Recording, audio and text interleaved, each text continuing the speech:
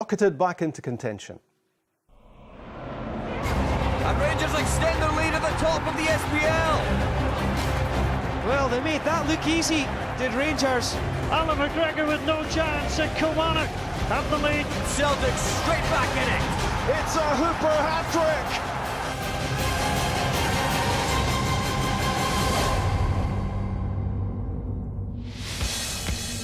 Same again for Dundee United today. This was the team which drew 0-0 with Motherwell at Fir Park last weekend. Want-away defender Gary Kenneth in his usual place.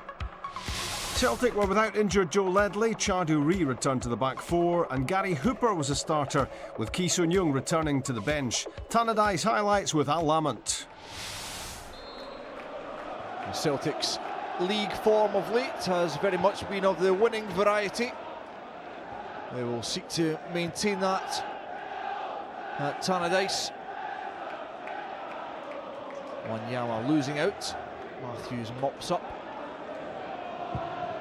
Louvens, not sure that's quite what he intended, but it comes off. And Samaras gallops towards the Dundee United area. He's done well. Samaras! Stokes just couldn't get there.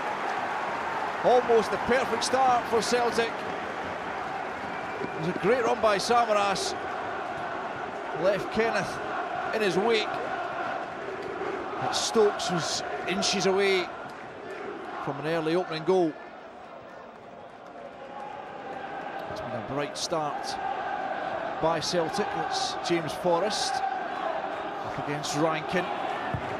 Lovely from Forrest. A good ball as well, and Stokes rises but not high enough to be able to direct it on target.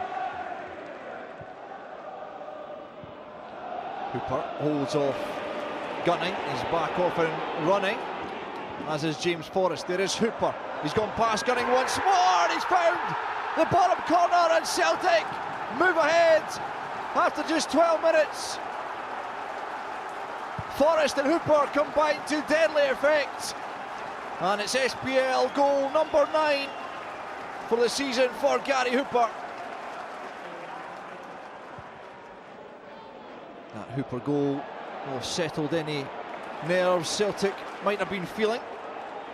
And here they go once more. That is Forrest, 1-2 with Stokes. Almost a lovely second for Celtic. Look at this disguised pass from Forrest. And Pernish in the way though.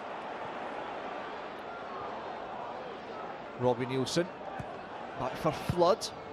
It's a decent ball from Flood over the head of Gary Mackay-Steven though. Retrieved by Rankin. Nielsen climbs. Couldn't get the purchase or power on it to really test Fraser Forster. And that's just about as good as any move Dundee United have put together so far. Samaras with a chance to run at Kenneth. Onto the right foot. Well wide from the Greek. He's looked lively at the outset, Georgios Samaras. Flicked on by Daly. That's Johnny Russell. Takes a shot on from distance, and that is very, very ambitious from Russell, and rather sums up United's day thus far. Louvens. That's Chadu Ree moving forward. Gets it back once more. Might just have been caught there. Certainly he's taken a sore one on the ankle from Dixon. Just after he got the shot away. No real claims for a penalty. Scott Brown, having signed a new contract with the club, replaces Glenn Louvens. As Brown returns from injury and immediately starts barking orders at his teammates. That's slack from Key, another substitute. Dalla Valley in field for Flood, trying to take on Mastorovic. Again, Forster's goal not threatened by the former Celtic man.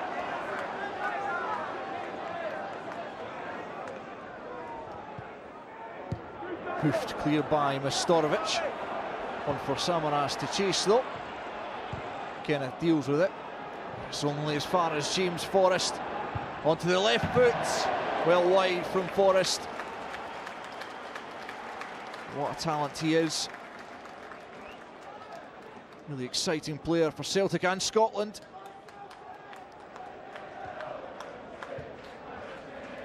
Scott Brown finds Key.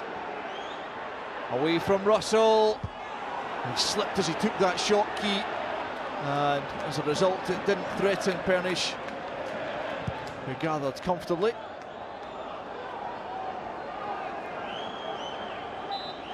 The referee, Craig Thompson, brings proceedings to an end. A 5th consecutive SPL win for Celtic. And Rangers lead at the top. He's back to 4.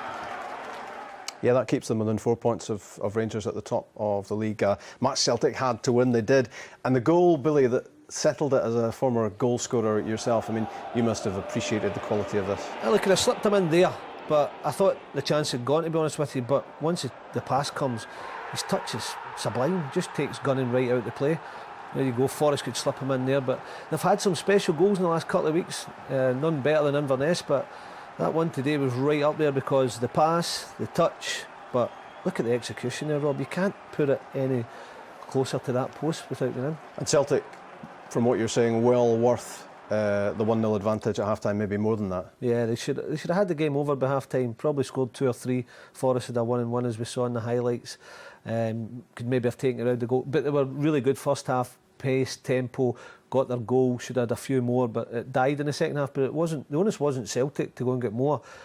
United were that bad that Celtic knew they wouldn't even get a chance today. You always usually get one chance in a game, but you just knew United weren't going to even get one. They were that poor. Celtic have done what they had to do in recent weeks, and they've put together a 5-match winning run. Pretty impressive stuff, because at this stage they're under massive pressure, aren't they? Yeah, under pressure. I mean, that's what I was going to say to you, and I think this was the turning point in the last 5 games. This goal here, because I think there was 10 minutes to go or something against Motherwell. They could have fallen more points behind, but you and I were at this game. This was an unbelievable goal. The 2 goals they scored that day, because it was going to take something special to break down Inverness. Hooper and Stokes coming back into form. They're just getting goals. Forrest more than played his part single-handedly, sometimes dragged them into it, and then, you know, we'll see in a minute, young boy McGeoch just chips in as well, and that's a bonus. Yeah, that's Gary Hooper's hat-trick, and then this was the one you're talking about. Dylan McGeoch running about 80 yards and scoring a Roy of the Rovers special. But just looking back on this winning run, I mean, at the start of it, Neil Lennon was staring into an abyss as manager, wasn't he? I mean, he must take an awful lot of credit